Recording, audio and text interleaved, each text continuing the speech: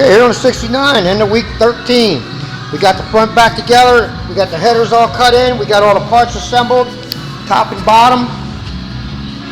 We did the fill the wells and the core support and the gloss black. That really sets it off. That satin frame, motor's all wrapped up nice and tidy. Our new windshields arrived. We'll go ahead and get them in next week, get the front and rear windshield in. She's all cut in pretty nice. Yeah. This is our first headlight we're getting ready to install. It's going to have a flip-up headlight assembly in it, but we do have some issues already. I see that they gave us some additional new brackets. I'm hoping that these don't have to be cut out of there and welded in. Whatever I have to do, I guess I'll have to do some bolt and screw them in, do some modifications, but we'll make them work.